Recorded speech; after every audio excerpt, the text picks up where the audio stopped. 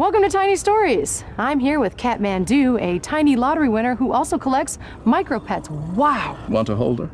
No. Her name is Sun Monday. I named her after the day I won $5,000 on the Pick 4. And she is the world's smallest elephant. Don't worry, she doesn't bite. Oh, yeah. Oh. She spits. Why don't you just get a dog? Share your story at tellyourtinystory.com, where tiny is big.